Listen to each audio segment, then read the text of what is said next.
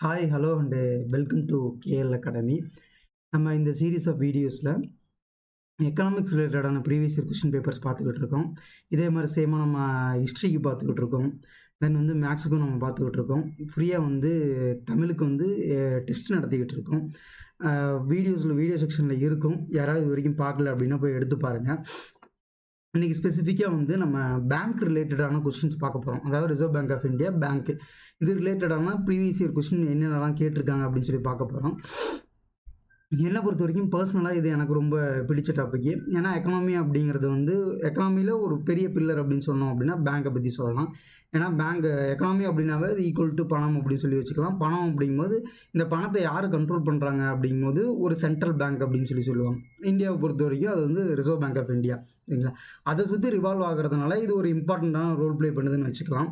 எப்படி மேக்ஸிமம் ஒரு 1 or 2 questions நீங்கள் எக்ஸ்பெக்ட் பண்ணலாம்னு சொல்லி நினைக்கிறேன். நீங்கள் எல்லா கொஸ்டின் பேப்பர்ஸ்லையுமே இருக்கும். 1 or 2 or 3 கூட நீங்கள் எக்ஸ்பெக்ட் பண்ணலாம். இல்லை அப்படின்னா இந்த இன்ஃப்ளேஷன் ரிலேட்டடானதும் இதிலேயே நமக்கு பார்க்கலாம். அந்த மாதிரி இருக்கும் கொஸ்டின்ஸு. நம்ம கொஸ்டின்குள்ளே போவோம். ஃபஸ்ட்டு கொஸ்டின் என்ன அப்படின்னா, Reserve Bank of India has the sole right to issue bank notes of all the denomination under the section of days RBI act. இந்திய மைய வங்கி டேஸ் விதியின்படி மைய வங்கிக்கு எல்லா வகையான பண நோட்டுகளையும் வெளியிடும் தனிப்பெரும் அதிகாரம் உள்ளது. என்ன கேட்டிருக்காங்க அப்படின்னா,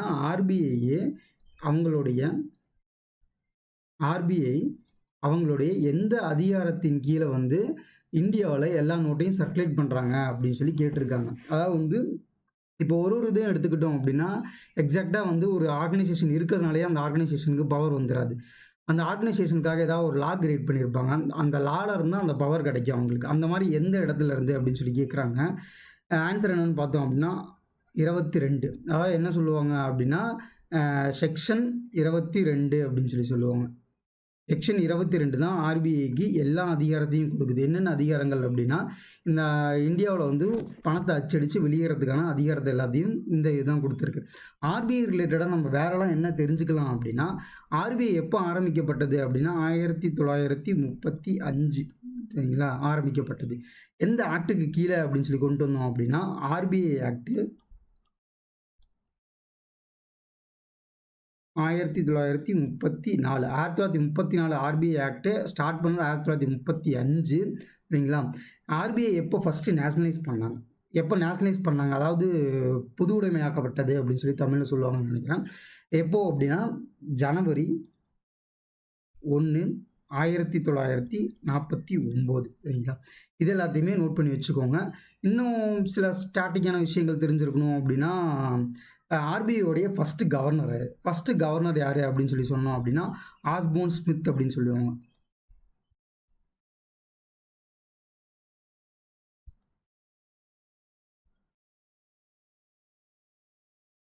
ஆஸ்போன் ஸ்மித் அப்படிங்கிறவர் தான் ஃபஸ்ட்டு கவர்னர்.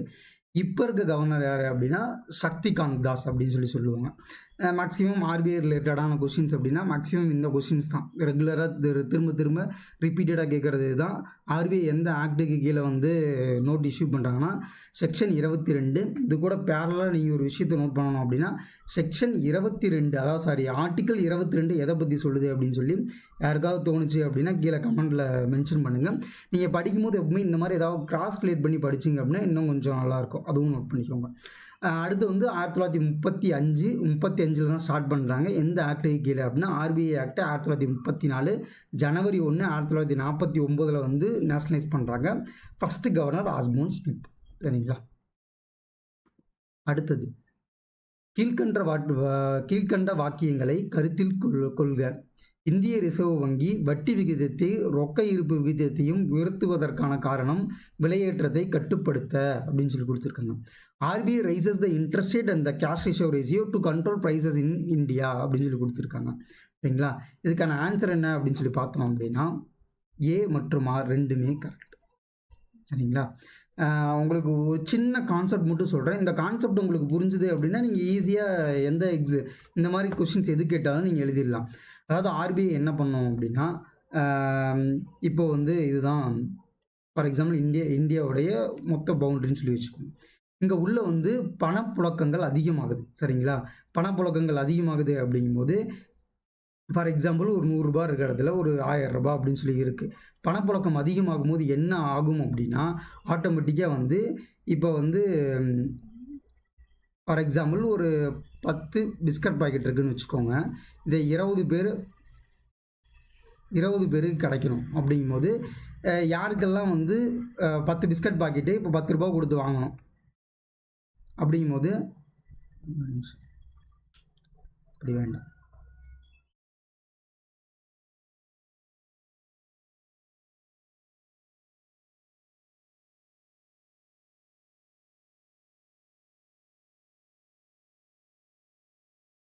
இப்போ ஒரு 10 பிஸ்கட் பாக்கெட் இருக்குது. இது ஒருத்தரோட ரேட்டு, இந்த பிஸ்கட் பாக்கெட்டோட ரேட்டு ரூ. 10 அப்படின்னு சொல்லி வைக்கும்போது, மொத்தமாக பண சர்க்குலேஷன் ஒரு ரூ. 100 இருக்குது அப்படிங்கும்போது பிரச்சனை இல்லை.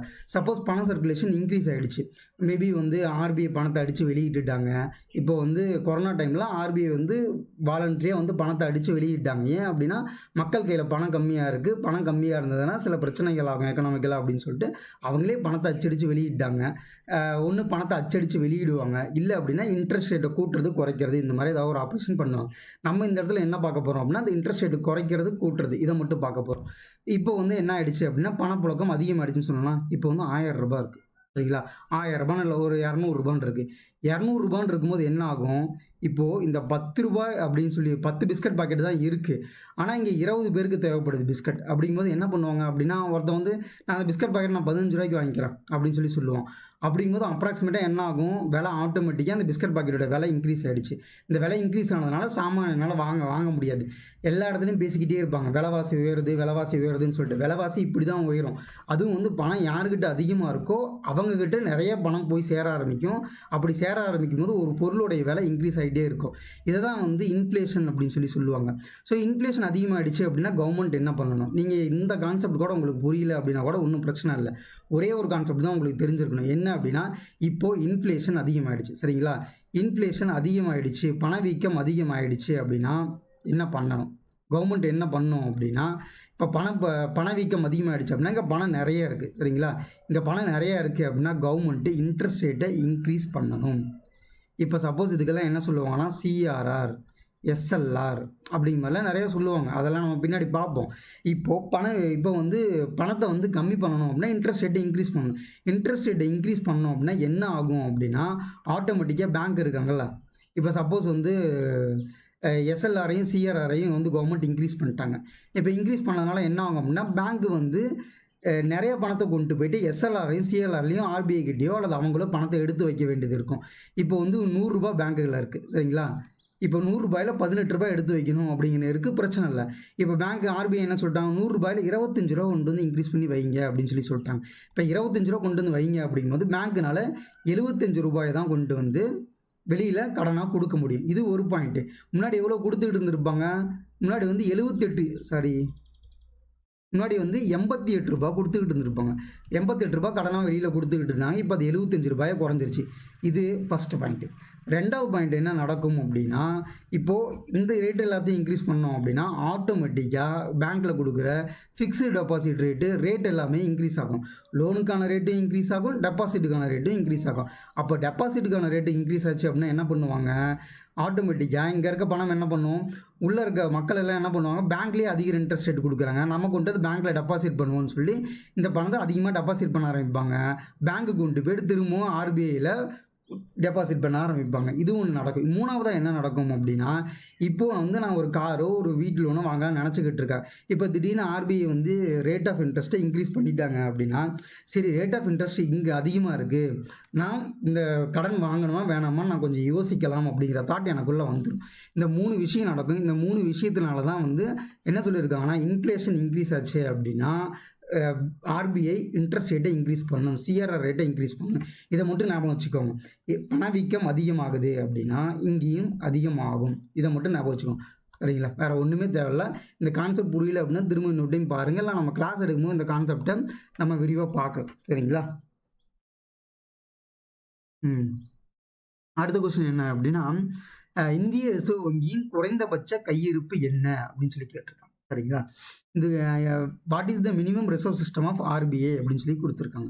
இதுக்கு ஆன்சர் என்ன அப்படின்னு சொல்லி பார்த்தோம் அப்படின்னா, ரூபாய் 200, அதாவது கேஷில் ரூபாய் 200 கோடி, அவற்றில் குறைந்தபட்சம் 115 கோடி தங்கமாக, அதாவது மொத்தமாக 200 கோடி. இந்த 200 கோடியில் 115 கோடி வந்து தங்கமாக வச்சுருக்கணும். ஏன் அதிகமாக தங்கமாக வச்சுருக்கணும் அப்படின்னா, நம்ம நாட்டுடைய பணம் நம்ம வச்சுருக்கோம் அப்படின்னா, இல்லை டாலரில் வச்சுருக்கோம் அப்படின்னா, அது ஃப்ளக்சுவேட் ஆகும், ஏறும் இறங்கும். சப்போஸ் வந்து டாலரை வந்து அமெரிக்கன் கவர்மெண்ட் அதிகமாக அடிக்கலாம், இல்லை நம்ம பணத்தை அதிகமாக அடிக்கலாம். இந்த விஷயங்கள்லாம் நடந்துக்கிட்டு இருக்கும். ஆனால் கோல்டை வச்சுருந்தோம்னா, கோல்டு அப்படிங்கிறது மொத்த உலகத்திலே கோல்டு அப்படிங்கிற ஒரு குறிப்பிட்ட அளவு தான் இருக்குது. ஸோ இதுக்கான டிமாண்ட் எப்போவுமே குறையாது. ஸோ அதனால் நம்ம என்ன பண்ணுறோம் அப்படின்னா, தங்கமாக நம்ம அதிகமாக வச்சுருக்கோம். இந்த மாதிரி விஷயங்கள்லாம் நடக்குமா? இதெல்லாம் ஒரு இமேஜினரி கான்செப்ட் மாதிரி உங்களுக்கு தோணலாம். இப்போ வந்து பார்த்தோம் அப்படின்னா, ஸ்ரீலங்காவில் வந்து 1 கிலோ அரிசி ரூ. 200. பாலோட விலை ரூ. 100 ஒரு லிட்டரு. பாலோட விலை ரூ. 200 ஆயிடுச்சு அப்படின்னு மாதிரிலாம் நம்ம நியூஸ் கேள்விப்பட்டிருப்போம்.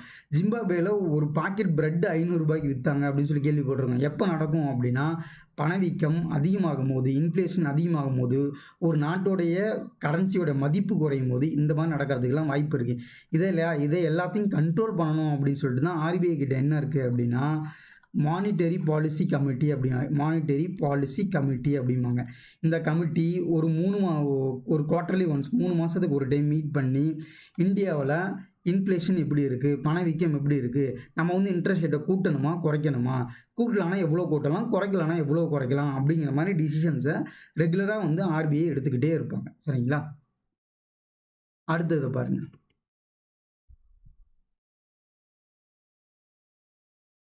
In which position the India's largest bank, state-owned SBI, ranks among the top 100 global bank? மொத்த உலகளாவிலேயே சிறந்த 100 வங்கிகளில் இந்தியாவின் மிகச்சிறந்த வங்கியான பாரத் ஸ்டேட் வங்கி எந்த நிலையில் உள்ளது அப்படின்னு சொல்லி கொடுத்துருக்காங்க. இதுக்கு ஆன்சர் என்ன அப்படின்னா, 55வது பொசிஷன் 2019 ரிலீஸ் பண்ண ரேங்க் படி. சரிங்களா? சில ஸ்டாட்டிக்கான சில விஷயங்கள் நோட் பண்ணணும் அப்படின்னா, இந்தியாவுடைய ஃபஸ்ட்டு பேங்க் எது அப்படின்னா, பேங்க் ஆஃப் இந்துஸ்தான்.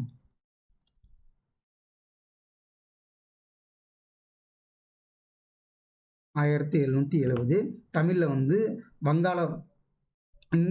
இந்துஸ்தான் வங்கி அப்படின்னு சொல்லுவாங்க. எப்போ ஸ்டார்ட் பண்ணது அப்படின்னா 1770. சரிங்களா?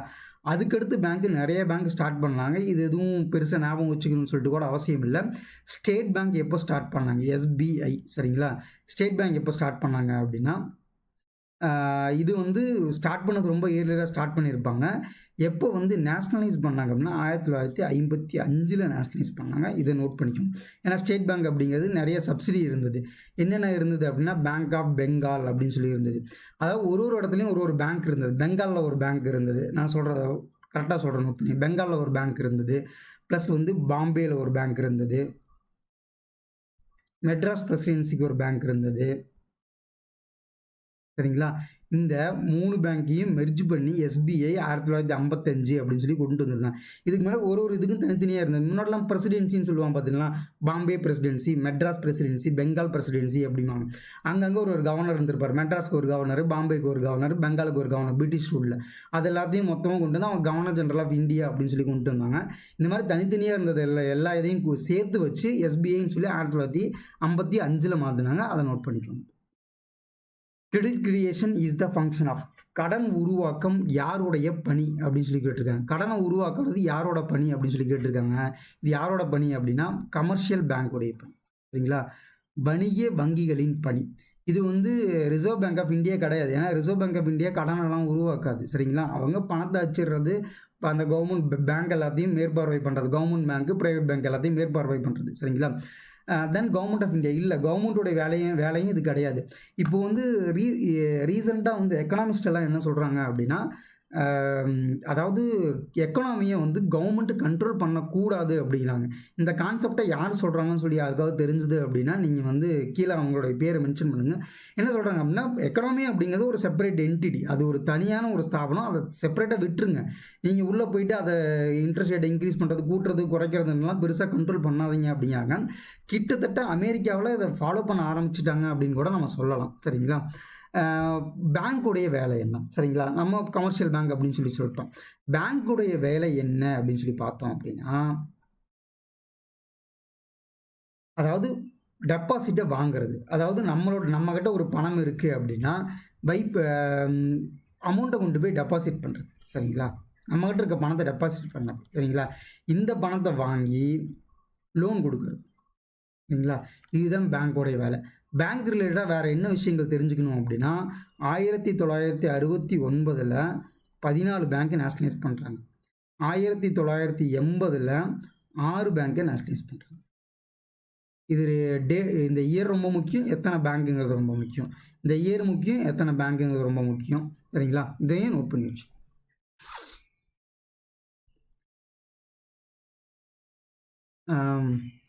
World first blockchain bond was launched by. உலகின் முதல் பிளாக் செயின் பத்திரத்தை அறிமுகப்படுத்திய வங்கி எது அப்படின்னு சொல்லி கொடுத்துருக்காங்க. எது அப்படின்னா உலக வங்கி. சரிங்களா, இப்போது உலக வங்கி ரிலேட்டடான சில இம்பார்ட்டன்ட் ஃபேக்ட் அப்படின்னு சொல்லி பார்த்தோம் அப்படின்னா, இது எப்போ ஃபஸ்ட்டு எப்போ ஸ்டார்ட் பண்ணுறாங்க? 1944. கிட்டத்தட்ட வந்து நம்மளுடைய வேர்ல்டு வார் முடிகிற டைமு முடிஞ்சதுக்கப்புறம் தான் மொத்தம் வேர்ல்டுக்குன்னு சொல்லிட்டு சில பேங்க் இருக்கணும், நிறைய விஷயங்களை மாற்றுறாங்க. அதாவது பிரிட்டிஷ் எம்பையர் என்ன பண்ணுது அப்படின்னா, நமக்கு இதுக்கு மேலே வந்து காலனிலாம் வச்சு மேனேஜ் பண்ண முடியாது, காலனி ஆதிக்க நாடுகள்லாம் நம்மளால் மேனேஜ் பண்ண முடியாது அப்படிங்கிற ஒரு பெரிய முடிவு எடுக்கிறாங்க. ஏன்னா நம்மகிட்டே பணம் இல்லை, நம்ம நாட்டையும் நம்மளால் பார்த்துக்க முடியல அப்படிங்கிற ஒரு முடிவுக்கு வராங்க.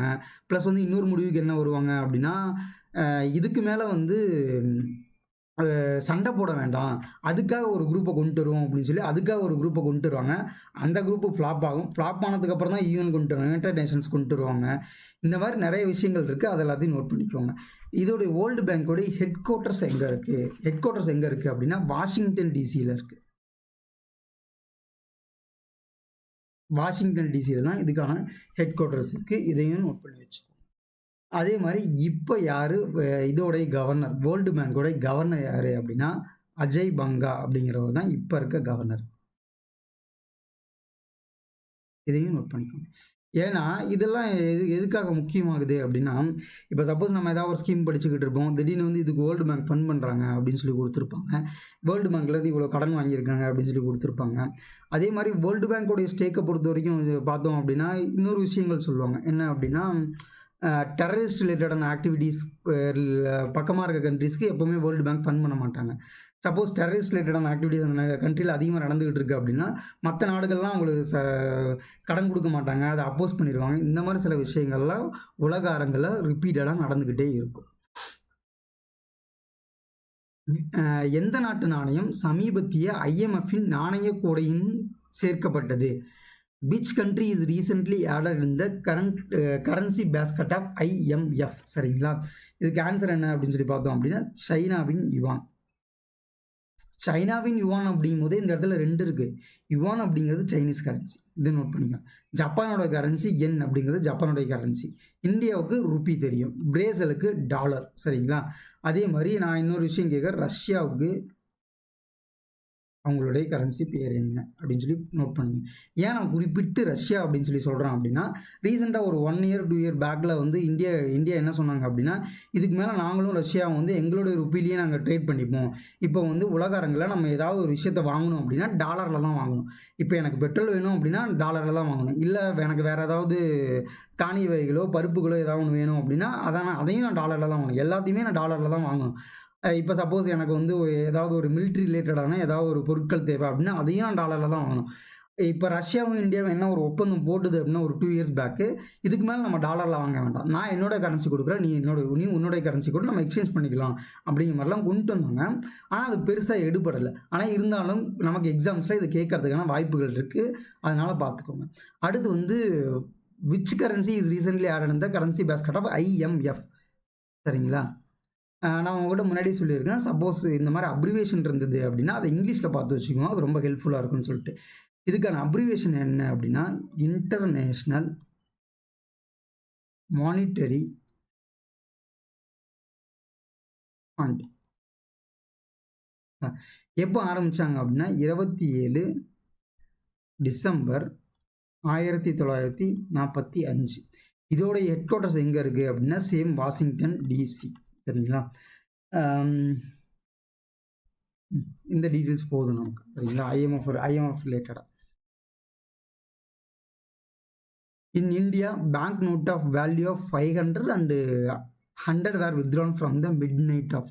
இந்தியாவில் 500 மற்றும் 1000 ரூபாய் நோட்டுகளை நள்ளிரவில் திரும்ப பெற்ற நாள். இந்த லைனை படிக்கும்போது மறக்க முடியுமா அப்படிங்கிற டயலாக் தான் ஞாபகத்துக்கு வருது. எப்போ அப்படின்னா 8 நவம்பர் 2016. மேக்ஸிமம் யாரும் பெருசாக மறக்க முடியாத டேட்டு தான் நான் நினைக்கிறேன். அதே மாதிரி இதோடைய காரணங்கள் என்ன? கவர்மெண்ட் ஸ்டார்டிங்கில் ஒரு காரணம் சொன்னாங்க. அதுக்கப்புறம் அவங்க பின்னாடி வர நிறைய காரணங்களை ஆட் பண்ணாங்க. ஆனால் எக்ஸாம் பாயிண்ட் ஆஃப் வியூவில் கவர்மெண்ட் சொன்ன காரணங்கள், ஆர்பிஐ சொன்ன காரணங்கள், இதெல்லாம் எந்த காரணங்கள்லாம் ரொம்ப முக்கியமானது அப்படின்னா, அதாவது கருப்பு பணத்தை நாட்டிலிருந்து நீக்கிறதுக்கு உதவும் அப்படின்னு சொல்லி சொன்னாங்க. அதாவது பிளாக் மணி, கருப்பு பணம். கருப்பு பணம்னா என்ன சார் கருப்பாக இருக்குமா அப்படின்னா, இது ரொம்ப மொக்க காமெடி. கருப்பாலாம் இருக்கா, அதாவது கணக்கில் காட்டப்படாத பணத்தை கருப்பு பணம் அப்படின்னு சொல்லுவாங்க. கணக்கில் காட்டப்படாத நான் சம்பாரிச்சிருக்க பணத்துக்கு வருமான வரி கட்டாமல் இருக்க பணத்தை நம்ம கருப்பு பணம் அப்படின்னு சொல்லுவோம். அந்த கருப்பு பணத்தை ஒழிக்கிறதுக்கு இது பயன்பட்டது அப்படின்னு சொன்னாங்க. என்ன அப்படின்னா, என்கிட்ட நிறைய பணம் இருக்குது அப்படின்னா அதை நான் பேங்க் அக்கௌண்ட்லேயோ அல்லது வேறு எந்த ஒரு இதுலேயும் நான் வச்சிருக்க முடியாது. அப்படி வச்சுருந்தேன் அப்படின்னா அது கணக்கில் காட்டப்பட்டுரும். ஏன்னா என்னுடைய பேன் கார்டு லிங்க் ஆகிருக்கும், என்னுடைய கம்பெனியுடைய பேன் கார்டு லிங்க் ஆகிருக்கும். எப்படியாவது அதை கண்டுபிடிச்சிருவாங்க. நான் ஒரு 500 ரூபா நோட்டாகவும் 1000 ரூபா நோட்டாகவும் பணமாக தான் நான் எங்கேயாவது பதுக்கி வச்சுருந்துருக்கணும். அப்படி பதுக்கி வச்சுருக்கும் போது திடீர்னு நான் இந்த பணம்லாம் செல்லாதுன்னு சொல்லிட்டேன் அப்படின்னா 2 விஷயம் நடக்கணும். ஒன்று, நான் பேங்க்குக்கு கொண்டு இந்த பணத்தை எல்லாத்தையும் காட்டி இதெல்லாம் நான் கணக்கில் காட்டப்படாத பணம், இதை எனக்கு புது நோட்டாக மாற்றி கொடுங்கன்னு கேட்கலாம். சரிங்களா? இல்லை அப்படின்னா அந்த பணத்தை நான் அப்படியே வச்சுருப்பேன், அந்த பணம் எல்லாம் வேஸ்ட்டாக போயிடும். அதுக்காக சொன்னாங்க கருப்பு பணம். இன்னொன்று என்ன அப்படின்னா, கரப்ஷனை இது குறைக்கும் அப்படின்னு சொன்னாங்க. ஊழலை கட்டுப்படுத்தும்.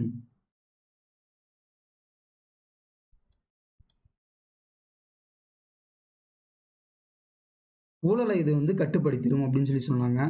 அதே மாதிரி அடுத்தது என்ன சொன்னாங்க அப்படின்னா, டெரர் ரிலேட்டட், அதாவது தீவிரவாத செயலுக்கு நிதியை பயன்படுத்துதல். சரிங்களா?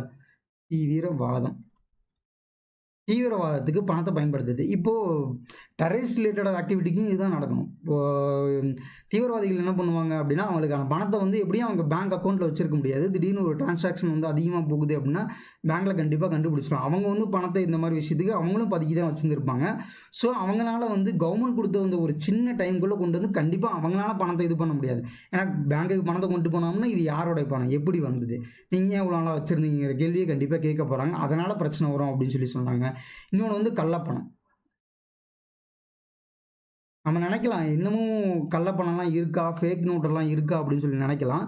ரெகுலராக நியூஸ் பேப்பர்ஸில் பார்த்தோம் அப்படின்னா ஒரு விஷயம் சொல்லிக்கிட்டே இருப்பாங்க. அதாவது இந்த பெங்கால் ரிலேட்டட், இந்த அசாம், இந்த மாதிரி நார்த் ஈஸ்ட் கண்ட்ரியில் நிறைய பங்களாதேஷ்லேருந்து இந்தியாவுக்கான கள்ளப்பணம் உள்ளே வந்தது. அதாவது இந்தியன் நோட்டு அங்கே நிறைய யூஸ் பண்ணிக்கிட்டு இருக்காங்க, அவங்க அச்சிட்டு உள்ளே கொண்டு புழக்கத்தில் விடுறாங்க அப்படிங்கிற மாதிரி நிறையா இருக்கும். அந்த மாதிரி கள்ளப்பணத்தை கட்டுப்படுத்துறதுக்கு உதவுச்சு அப்படின்னு சொல்லுவாங்க. இன்னொரு விஷயம் என்ன சொன்னாங்க அப்படின்னா, டிஜிட்டல் எக்கானமி.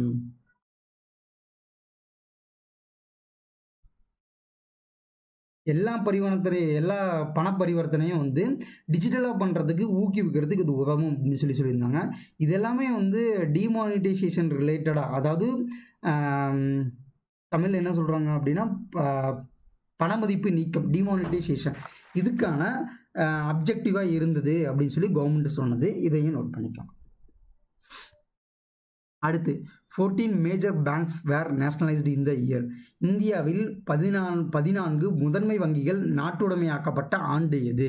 நம்ம ஆல்ரெடி சொன்னோம் 1969. சரிங்களா? மொத்தம் எத்தனை பேங்க் அப்படின்னா 14 பேங்க் நேஷனலைஸ் பண்ணாங்க. சரிங்களா? கிட்டத்தட்ட இந்த கிளாஸ் இது போதும்னு நினைக்கிறேன். நம்ம திரும்ப அடுத்த செஷனில் இதுக்கு அடுத்து இருக்க கொஷின்ஸ் எல்லாத்தையும் நம்ம பார்ப்போம். Thank you for your time.